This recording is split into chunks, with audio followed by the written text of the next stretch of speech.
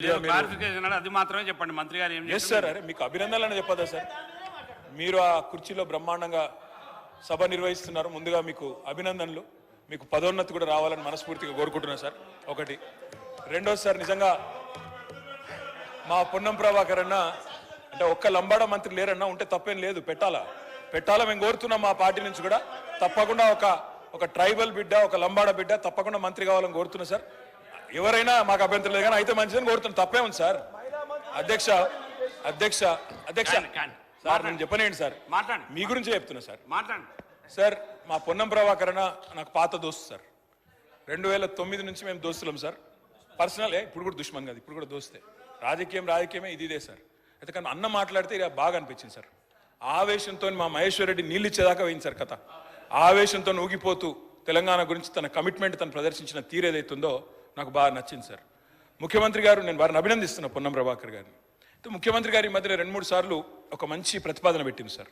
నేను కూడా గౌరవనీయులైన ముఖ్యమంత్రి గారికి, గౌరవ రాష్ట్ర మంత్రి వర్గానికి ఒక ప్రతిపాదన పెడుతున్నా సార్. ముఖ్యమంత్రి గారి మధ్యలో 2-3 సార్లు అన్నారు. నేను కూడా అదే ఉటంకిస్తున్నాను తప్ప కొత్తదేం చెప్తలేను సార్. ఇలా మా మంత్రుల కమిట్మెంటు, మా ప్రభుత్వం యొక్క కమిట్మెంట్ చూస్తే చాలా చాలా ఆనందంగా ఉంది సార్. చాలా గొప్పగా అనిపిస్తున్నది. అందుకే దయచేసి ముఖ్యమంత్రి గారి నాయకత్వంలో బ్రహ్మాండంగా ఢిల్లీలోని జంతర్ మంతర్లో ఆమరణ దీక్షకు మొత్తం మంత్రివర్గం కూర్చోండి సార్. మేము అండగా ఉంటాం, మేము చుట్టూ కూర్చుంటాం. సత్యదాకా కూర్చోమనండి, మేము అండగా ఉంటాం. కేంద్రంతో కొట్లాడదాం. మొత్తం మంత్రివర్గం మంచిగా జంతర్ మంతర్లో కూర్చోండి. ఎమ్మెల్యేలు అందరం వస్తాం, ఎంపీలు అందరం వస్తాం, అందరం పోయి కూర్చుందాం, అంతూ చూసుకుందాం సార్. ఎందుకంటే ముఖ్యమంత్రి గారి మధ్యన ఒక్కసారి కాదు, రుణమాఫీ అంటే హరీష్ రావు దీక్ష చేయాలంటాడు, ఉద్యోగుల సమస్యలు, నిరుద్యోగుల సమస్యలు అంటే నన్ను ఆమరణ దీక్ష చేయమంటాడు. అందుకే నేను అడుగుతా ఉన్నా సార్, మొత్తం కేబినెట్ కూర్చోండి, మేము అండగా నిలబడతాం, 1000 మంది వస్తాం. మీరు నిధులు తెచ్చుడో కేబినెట్ కు అంటే ఏం కావాలని నేను కోరుకోను సార్. ఆమరణ దీక్ష కూర్చోవాలని చెప్పి మనస్ఫూర్తిగా మీ కమిట్మెంట్ అభినందిస్తూ ధన్యవాదాలు.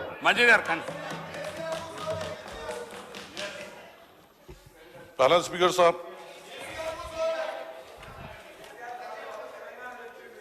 అవర్ పార్టీ ఆల్ ఇండియా కోట్ల రూపాయలు మీరు చేసిన అప్పులకు మిత్తిలు కట్టి ఈ రోజు నడుము వంగిపోయే పరిస్థితుల్లో రాష్ట్రం ఉంటే ఆ నిజాలు చెప్పొద్దంట.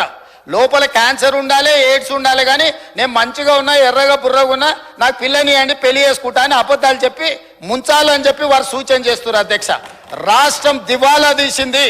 దివాలా తీయడానికి వాళ్ళ అసమర్థవంతమైన 10 సంవత్సరాల పరిపాలన, విద్యుత్ శాఖ దివాలా తీసింది. 88,000 కోట్ల రూపాయల అప్పులే కాకుండా సింగరేణికి బకాయిలు వాళ్ళు అట్లనే పెట్టిండ్రు. ప్రైవేట్ కంపెనీలల్లా ఎక్కడ తెచ్చిన అప్పులు అక్కడనే ఉన్నాయి.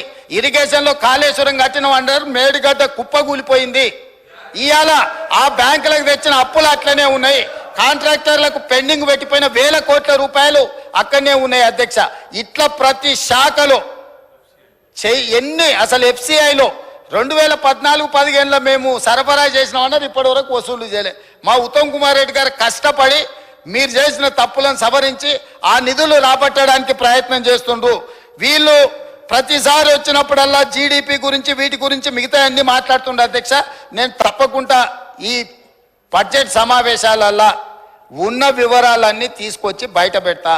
కాబట్టి నేను వారికి చేసే సూచన ఒక్కటే, మీరు ఏం చేసిండ్రో చూసినాకనే ప్రజలు ఒక తీర్పు ఇచ్చిండ్రు. ఆ తీర్పు ద్వారైనా మీకు జ్ఞానోదయం కలుగుద్దని ప్రజలు భావించరు. ఇంకా అదే అహంకారము, అదే అహంభావము, అవే చులకన మాటలు, ఎదురుగుండా వాళ్ళని కించపరిచే విధంగా మాట్లాడడం, ఈ వ్యవహారం మానుకోండి. అసెంబ్లీ ఎన్నికలలో 39 సీట్లలో మీకు మెజారిటీ ఇచ్చిండ్రు. పార్లమెంట్కి వచ్చేవరకల్లా 3 సీట్లకు పడిపోయింది. ఇప్పటి వరకు ఊకదంపుడు ఉపన్యాసాలు మాట్లాడిన ఆయన శాసనసభలో కూడా ఆయనకు మెజారిటీ రాలే. అధ్యక్ష, ఆ ఓట్లు ఎక్కడ బదిలీ అయినాయని నేను అడుగుతున్నా. అసెంబ్లీలో డిసెంబర్లో 39 సీట్ల మెజారిటీ వస్తే పార్లమెంటుకు వచ్చే వరకల్లా 39 శాసనసభలలో 3 మిగిలినాయి. అధ్యక్ష, 3 దుబ్బాక ఉంది. ఆ పక్కలో కూర్చున్న మిత్రుడు ఏదో కష్టపడి ఓట్లే ఇచ్చినట్టున్నాడు. ఇవాళ సిరిసిల్లలో కూడా మెజారిటీ కోల్పోయింది. మాట్లాడే ముందు ఆ లెక్కలు చూసుకోవాలి.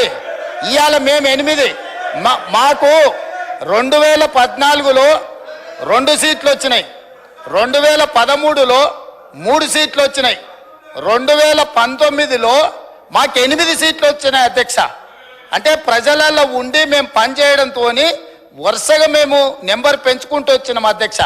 మీకు మొదటిసారి 12 వచ్చినాయి, రెండోసారి 9 వచ్చినాయి, మూడోసారి గుండు 0 వచ్చింది.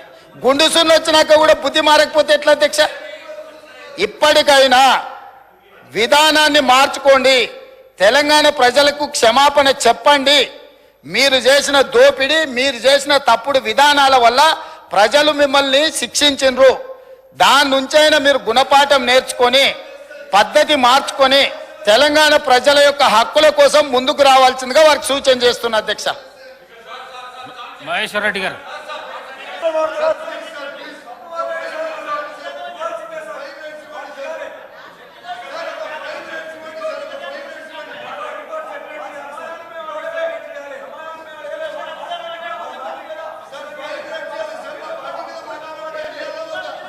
మీరు కూర్చోండి, ఇస్తా కూర్చోండి, ఇస్తా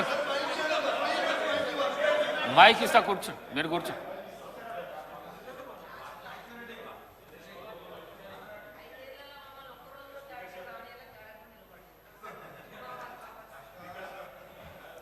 గౌరవ ముఖ్యమంత్రి గారు మాట్లాడిన విధానం ఏదైతుందో రాష్ట్ర ప్రజలని మొత్తం సభని తప్పుదోవ పట్టించే విధంగా చాలా దుర్మార్గంగా మాట్లాడారు సార్. ఇది టీఆర్ఎస్ ఎంపీలు ఫార్మ్ బిల్స్కి మద్దతుగా నిలబడ్డారు, ఓటేసినారు అని చెప్పి చాలా అన్యాయంగా మాట్లాడారు. అధ్యక్ష ఒక్క మాట అధ్యక్ష, రామ్నాథ్ కోవింద్ గారి ఎలక్షన్ గురించి చెప్పారు. అవును సార్, ఎస్ మేము ఏం చేసినా బాజాప్తా చేసినాం. ఒక దళితుడు రాష్ట్రపతి అవుతుండంటే మేము అండగా నిలబడ్డాం, ఎస్ బరాబర్ ఓటేసినాం. ఉపరాష్ట్రపతిగా ఒక తెలుగు బిడ్డ అవుతున్నాడు వెంకయ్యనాయుడు గారు అంటే ఎస్ అండగా నిలబడ్డాం, ఓటేసినాం. కానీ తదుపరి మళ్ళీ నెక్స్ట్ టైం ఇంకొకరిని పెడితే మేము ఉల్టా క్యాండిడేట్ని పెట్టినాం యశ్వంత్ సిన్హా గారితో. మేము మద్దతు ఇవ్వడమే కాదు సార్, నేను పోయి రాహుల్ గాంధీ గారు పక్కన కూర్చొని పార్లమెంట్లో మా పార్టీ తరఫున నేను సంతకం పెట్టి వచ్చిన సార్. వారు ఈ రకంగా మిస్లీడ్ చేయడం తప్పు. ఫార్మ్ బిల్స్కి మేము మద్దతు ఇవ్వలేదు, వ్యవసాయ చట్టాలకు మేము మద్దతు ఇవ్వలేదు, వాటిని రాజ్యసభలో వ్యతిరేకించినాం, గట్టిగా కొట్లాడినాం అధ్యక్ష. ఆ విషయంలో అనుమానం అవసరం లేదు. ఇంకా చాలా చెప్పారు అధ్యక్ష. వారికి నేను చెప్పేది ఒకటే అధ్యక్ష, ఇంకేదో విలీనాలు చీకటి ఒప్పందాలు అన్నారు అధ్యక్ష. నేను రేవంత్ రెడ్డి గారికి ఒకటే చెప్తా ఉన్నా అధ్యక్ష, మాకు చీకటి స్నేహాలు అలవాటు లేదు. రేవంత్ రెడ్డి గారికి ఉన్నాయి అధ్యక్ష. ఢిల్లీలో బీజేపీ వాళ్ళతో స్నేహం చేయడం, ఇప్పటికి కూడా ఆయన పనులన్నీ ఢిల్లీలో బీజేపీ ఎంపీలే చేస్తారు సార్. అధ్యక్ష కంక్లూడ్ చేస్తున్నా సార్. ఆయన ఏమో ఎటంటట్టు మాట్లాడచ్చా సార్? ఎన్ని మాట్లాడినారు సార్? అధ్యక్ష నేను అనేది ఒకటే, కేసీఆర్ గారి మీద ఆయన ఇష్టం వచ్చినట్టు మాట్లాడినారు. నేను ఒకటే అంటా ఉన్నా సార్, ఒకటి విలీనం చేయడానికి మేమేమి రేవంత్ రెడ్డి గారి లాగా పరాన్న జీవులం కాదు సార్. వారు పదవుల కోసం పార్టీలు మారిండు, మేము అట్లా కాదు సార్. పదవులు వదులుకున్నాం తెలంగాణ కోసం. కేసీఆర్ గారు మా పార్టీ ఒకసారి కాదు 100 సార్లు రాజీనామా చేసినాం. ఆయనలాగా మేము పరాన్న జీవులం కాదు. ఇంకొక మాట అధ్యక్ష, ఇవాళ బీజేపీ వాళ్ళతో చీకటి స్నేహం ఎవరు చేస్తున్నారు సార్? ఎందుకు భయపడుతున్నారు? మోడీ గారి పేరు తీసుకోవడానికి కూడా ముఖ్యమంత్రి గారు కేసీఆర్ పేరు చెప్పకపోతే బతుకుదేరు లేదా సార్? మోడీ గారి పేరు చేయడానికి కూడా ఎందుకు భయపడుతున్నాడు ముఖ్యమంత్రి? అంత భయం ఎందుకు సార్? అందుకే మేము అనేది అధ్యక్ష, ఇవాళ నోటికి వచ్చినట్టు మాట్లాడితే కాదు, తప్పకుండా రాష్ట్ర ప్రజలకు సమాధానం చెప్పాలి. 8 ఎంపీలున్నా తెచ్చింది గుండు 0, 6 గ్యారంటీలు ఎత్తేయడానికి గత ప్రభుత్వం మీద బదనాం చేయడం, రాష్ట్రం దివాలా తీసిందని మహేశ్వర్ రెడ్డి గారు. అధ్యక్ష